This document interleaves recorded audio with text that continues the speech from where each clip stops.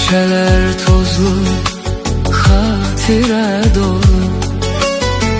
Hardadır o köhne, o tanış yolu.